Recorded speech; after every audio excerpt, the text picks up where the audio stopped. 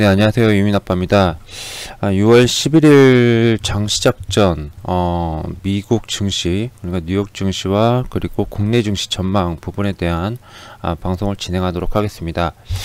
자, 우선, 안내 말씀 하나 드릴게요. 예, 항상 말씀을 좀 드리지만, 예, 좋은 의도로 시작한 거거든요. 여러분들한테 열심히 구독회원님들 많이 모아가지고, 예, 유튜브에서 회원님들 많이 모아가지고, 월 수십만 원씩 받아가면서 회원들 모으려고 하는 것도 아니고, 예, 그렇게 할 생각 전혀 없고, 또한, 이걸로 통해가지고 제 개인적으로 어떤 활용을 하겠다? 이런 것들도 별로 없어요. 예, 없이 좋은 의도로 진행하는 겁니다. 예, 보통 이런 거 하면은 색깔론을 이렇게 끼세요. 그죠? 예, 색깔론을 낍니다. 근데 다시 한번 말씀드리지만 그럴 생각 없습니다. 월 20만원이든 30만원이든 혹은 수백만원이든 이렇게 받아가면서 회원을 모으려고 나중에 구독회원 많이 모아서 그런 의도로 시작한 거 아니다 라는 점 말씀을 드리겠습니다. 적어도 추천 리딩은 안 할 거예요. 예, 추천 리딩은 맞지 않습니다. 예, 저와는. 그래서 그냥 제가 알고 있는 거, 시장 공부한 거, 혹은 산업 테마 공부한 거, 혹은 종목을 분석은 그렇게 많이 안 해드려요. 근데 가끔가다 이제 차트 분석이라든지 이런 부분들 말씀드릴 때 이런 거 괜찮겠다 싶은, 이 정도는 괜찮겠다 싶은 종목들은 해드리고 있습니다. 좋은 의도로 진행하는 거니까 많이 좋아요도 눌러주시고 그 다음에 구독도 좀 눌러주셨으면 좋겠습니다. 자, 그러면 본방송으로 들어갈게요. 예. 자, 뉴욕 증시 성장주의 기관입니다. 어젯밤이었죠. 밤 9시 반. 저도 긴장하면서 소비자 물가 성장률? 예. 소비자 물가 성장률이 아니라 상승률이 발표되는 거를 기다렸습니다. 주간 실업수당 청구 건수, 요것도 같이 9시 반에 나왔거든요. 우리나라 시간으로. 쭉 보면서, 한편으로는 나오는 수치를 보고, 결국에는 저렇게 나왔네. 예, 그리고 또 결국에는, 이렇게 되겠네. 그 말은 뭐냐면은, 최근에 방송에서 계속 말씀드렸던 거죠. 예. 사실 이번 달 고용지표, 고용보고서와 그 다음에 소비자 물가 상승률, 요 두 가지 부분에 대해서는 시장이 그닥 그렇게 크게 신경을 쓰지 않을 거라고 봤습니다. 사실 우려했으면, 이게 굉장히 우려스럽다 했으면 어땠습니까? 뉴욕 증시 중에서 제가 차트를 잠깐 좀 보여드리면요, 얘가 이렇게 안 나왔어요. 그죠? 예, 얘가 이렇게 나올 리가 없습니다. 아마 이렇게 하락했겠죠. 예, 계속 여기서 이렇게 하고 하락하고 있었을 겁니다.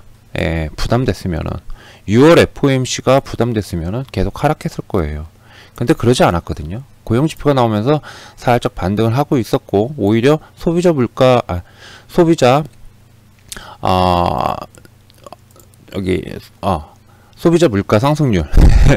소비자 물가 상승률이 나오면서 오히려 더 상승폭을 확대한 그런 케이스입니다. 그죠? 네.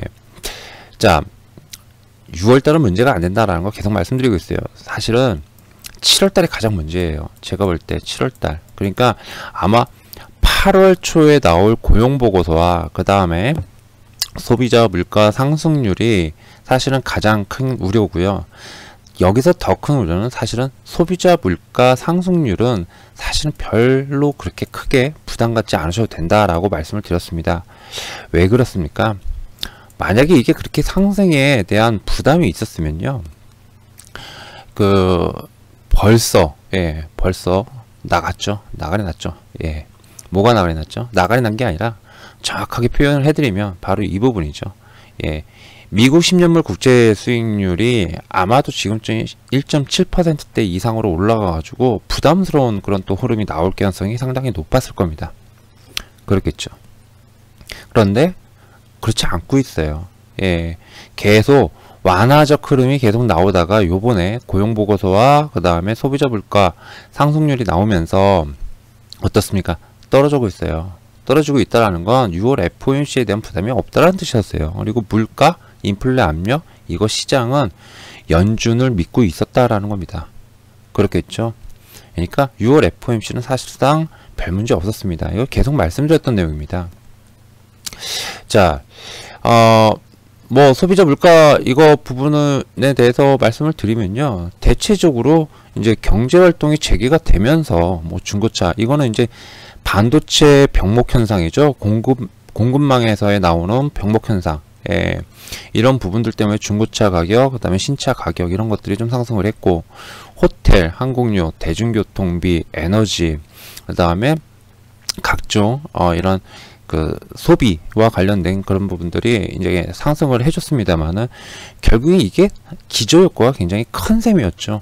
기저효과가 큰 셈이니까 하반기로 갈수록 어떻습니까? 기저효과는 다시 감소하면서 소비자 물가 상승률도 점차 완화될 것이다 라는 겁니다.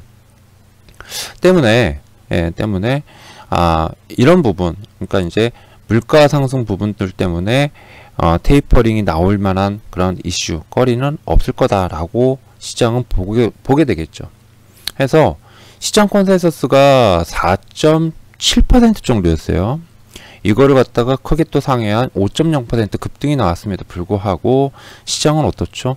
예, 강하게 마감을 했습니다. 거의 뭐 윗꼬리가 없이 마감할 정도로 강하게 상승을 했어요. 물론 S&P 500 같은 경우는 윗꼬리가 살짝 있긴 있었습니다. 근데 나스닥 같은 경우는 없었어요. 이게 분봉을 보면 이렇게 생겼어요. 분봉을 보면요, 요렇게 왔다가 요렇게 나왔고요. 그 다음에 나스닥 같은 경우는 어땠냐면은 똑같아요. 장시장은 굉장히 강하게, 그 다음에 이내 하락해 가지고 상승분을 다 반납했지만 어땠죠? 상승할 때 나스닥 같은 경우는 이렇게 상승을 했습니다. S&P는 이렇게 살짝 나왔지만은, 그러니까 좀 다르긴 달라요. 그만큼 성장주들의 강세가 나오다 보니까 나스닥이 거의 윗꼬리 없이 그렇게 마무리했다라고 볼 수 있을 겁니다. 자, 뭐 ECB, 그러니까 이제 유럽 중앙은행이죠. 유럽 중앙은행 현 통화 정책을 갖다가 그대로 현행대로 유지하겠다라고 발표를 했습니다. 아마도 이제 FOMC 다음 주에 있죠. FOMC 미국에서도 ECB와 같은 현행 통화 정책을 그대로 유지한다. 뭐 요 정도 선에서 나오지 않을까 싶습니다. 그리고 뭐 일부 위원들이 테이퍼링에 대한 필요성 이런 것들을 갖다가 의견을 갖다가 좀 기존과 좀 다른 의견을 낼 수는 있긴 있어도 일단은 그것 때문에 뭐 한 2, 3일, 3, 4일 정도는 살짝 조정이 나올 수는 있긴 있겠지만은 그렇게 큰 부담은 없을 것이다. 다만 7월 말에 있는 FOMC나 아니면은 8월 잭슨홀 미팅인가요? 거기서의 어떤 테이퍼링에 대한 어떤 확정적 시그널 뭐 이런 부분들에 대한 부담이 있을 것이다 라고 생각을 합니다. 자, 주요 지수 뭐 나스닥 생명공학이 굉장히 강하게 상승을 지속하고 있고요. 필라델피아 반도체, 그러니까 30개 종목 중에서 28개인가? 20몇 개가 올랐어요. 압도적으로 상승을 했습니다. 그리고 나스닥의 시가총액 톱10이죠. 빅테크 플러스 알파, 얘네들 종목 중에서 애플을 제외하고 9개 종목이 다 상승을 해줬습니다. 애플을 제외하고, 특히 저기 뭐죠? 어도비 시스템 같은 경우, 그러니까 이제 소프트웨어입니다. 이쪽 어도비 시스템 같은 경우는 4%대 급등이 나왔어요. 4%대. 아마존도 2%대 상승을 했고요. 그리고 뭐 테슬라도 2% 가깝게 상승을 했고, 전체적으로 강한 그런 모습을 보여줬습니다. 그래서 주로 이제 기술주와 흔히 말하면 성장주죠. 기술주, 바이오테크, 그 다음에 IT와 PT, 소프트웨어, 얘네 쪽이 이끌었다, 강세에 이끌었다, 즉 성장주가 이끌었다, 이렇게 보면 될 겁니다. 가장 이상적인 게 뭐죠? 시장에 가장 이상적인 거, 완만한 인플레이션, 그러니까 금리가 인플레이션이 완만하게 상승을 해주고, 그 다음에 국채금리도 완만한 어떠한 유지, 그러니까 하락도 아니고 상승도 아니고, 그리고 인플레는 완만하게 상승해주면서 기업들 있죠. 유동성 공급은 계속 지속적으로 이루어지면서 기업들의 실적은 계속 플러스 10%, 20%씩 계속 오릅니다. 연간. 그러면 주가는 20%, 30%, 40%씩 오르는 거죠. 이게 가장 이상적인 그런 시장 환경이죠. 예, 근데 이상적인 시장 환경에서 테이퍼링, 자금을 공급하는 거를 줄이겠다, 축소하겠다. 이제 이런 부분들 때문에 지금 계속 걸리적거리는 거죠. 자, 어쨌든 죄송합니다. 어쨌든 이런 흐름에 따라서 나스닥이 좀 강하게 올랐다. 그래서 뭐 이제 소비자 물가 지수는 이벤트는 일단 끝났다라는 거. 국채금리는 오히려 더 하락했다. 발표가 난 다음에 좀 강하게 좀 상승하는 듯 했어요. 근데 한 3-40분 만에 이내 하락 전환을 해버렸습니다. 예, 결국엔 이제 끝이다. 이런 이슈들 때문이겠죠. 예, 국채금리가 이렇게 하락했다라는 거 말씀을 좀 드립니다. 자, 그렇다고 그래가지고 인플레 압력이 아예 끝난 건 아니겠죠. 예, 지속적으로 뭐 국제 유가라든지 아니면 원자재 시장이라든지 이런 부분들이 상승을 해주고 또 경제 활동이 계속 재개가 되면서 일부 있던 어떤 물가가 지속적으로 이제 상승을 해줄 건데 완만하게만 상승해주면 될 겁니다. 완만하게만. 자, 그 정도 부분만 말씀을 좀 드리겠습니다. 자, 뭐 섹터별로 봤을 때 당연하다라는 듯이 바이오테크, 그 다음에 제약, 헬스케어, 의료기기 등이 가장 크게 올랐어요. 가장 크게 올랐고, 그리고 9일에는 없었지만 10일에는 있었던 섹터들이 이제 뭐 반도체, 그 다음에 필수 소비재가 다시 전환을 했습니다. 상승 전환을 했어요. 요렇게 움직였습니다. 자, 그런데 여기서 하나, 예, 이제 경제활동 재개주들은 성장주가 상승하다 보니까 경제활동 재개주들이 아무래도 뭡니까? 차익 실현 물량이 좀 나왔다는 거, 시속 게임이죠. 차익 실현이 나왔다는 거. 그런데 산업재가 좀 하락을 했습니다. 예, 이틀째인가요? 3일째인가요? 산업재가 하락을 했습니다. 인프라 투자 법안에 대해서 바이든 행정부가 공화당과 협상 중단 선언해버렸죠. 그죠? 우리나라 시간 그저께 오전에 중단해버리면서 이 초당파 의원들 10명 정도 돼요. 예, 10명 정도가 이제 협상팀을 꾸려가지고 협상을 하고 있는데 합의가 됐대요. 다만 민주당, 그러니까 백악관에서 제시한 1조 달러 규모의 인프라 투자에 대한 합의를 했는데 여기에 전제 조건이 세금 인상 없이 라는 전제 조건을 달았다고 합니다. 예. 자, 이 세금 인상 없는 그 인프라 투자에 대한 합의, 이 부분에 대해서 이제 민주당과 백악관이 어떻게 받아들일지 이 부분이 남아있죠. 아무래도 세금 인상 없이 한다라는 거는 백악관에서 혹은 민주당에서 어떻게 할지 모르니까 이게 불확실성으로도 작용하는 듯 싶습니다. 해서 산업재가 이렇게 하락을 했어요. 그럼에도 불구하고 제가 여기 이제 써드렸거든요. 이제 뭐 바이오젠 이슈로 했나 뭐 이러면 내가 했는데 요 부분이에요. 요 부분입니다. 제가 여기다 해놨는데 전일 태양광이 굉장히 강하게 상승을 해줬어요. 태양광 관련주들이. 근데 수소 관련주들은 좀 하락을 했습니다. 아무래도 이제 퓨어셀 에너지가 실적 발표를 했는데 실적이 좀 안 좋게 나왔어요. 그러다 보니까 마이너스 11%가량 급락이 나왔습니다. 마이너스 10%가량 급락이 나오면서 전체 수소에 영향을 준 것 같고요. 다만 인프라 합의 가능성이 커지고 그 다음에 협의체, 초당파 협의체 상환위원회에서 협상이 됐다. 예, 합의가 됐다라는 그런 소식이 알려지면서 태양광도 굉장히 강하게 상승을 해줬다라는 겁니다. 지금 이 말은 무엇이냐면 결국에 인프라 투자 법안이 통과가 될 경우 이쪽 이 친환경과 관련된 이쪽 섹터들, 그러니까 뭐 태양광, 풍력, 수소 등 그리고 전기차, 예, 전기차 뭐 이런 쪽과 관련해서도 분명히 어떤 큰 명분을 갖다가 줄 수 있을 거다라고 좀 봅니다. 그렇겠죠. 예, 아마 그 부분에 대한 증거가 아닐까 싶어요. 실제로 제가 지금 뭐 몇몇 개 차트를 준비했는데 얘네들 다 바닥을 좀 다지고 있었어요. 예, 바닥을 좀 다지고 있었습니다. 제가 좀 보여드릴게요. 차트를 좀 준비했는데 대표적인 그런 기업이죠. 예, 대표적인 기업이 썬파워라는 종목이거든요. 썬파워라는 종목. 썬파워 이렇게 지금 썬파워 일봉이 이렇게 생겼습니다. 일봉이 이렇게 생기고 그 다음에 주봉은 이렇게 생겼습니다. 주봉에서 요번 주에 약 한 15, 6% 정도 상승해주는 흐름이 나왔고요. 썬파워뿐만 아니라 저번에 말씀드린 종목 있죠. 예, 뭐냐면 썬런이라는 종목이에요. 썬런은 아직까지는 반등이 좀 미미합니다. 미미합니다만은 그래도 어떻습니까? 일단 바닥을 좀 다지는 그런 흐름이 나오고 있다는 거예요. 그러나 가장 중요한 거는 241선 부근이죠. 썬파워에서 선파워가 그동안 견고하게 버티면서 이번 주에 상승이 반등이 나오고 있다라는 거. 즉 인프라 합의 가능성에 주목하면서 반등이 나오는 듯 싶어요. 이런 부분들도 잘 한번 봐야 될 필요가 있지 않나, 이렇게 좀 생각이 됩니다. 예. 자, 그 부분을 말씀을 좀 드렸습니다. 그 부분을. 자, 그러면 당연히 국내 지수는 어떻겠습니까? 당연히 BT와 IT의 콜라보가 나오겠죠. 예. 콜라보가 나올 것으로 보여집니다. 다만 아까 위에서도, 그리고 또 계속 방송에서 말씀을 드리고 있지만 가장 중요한 건 이거예요. 예. 6월 12일부터라고 합니다. 제가 잘못 설명했더라고요, 하나는.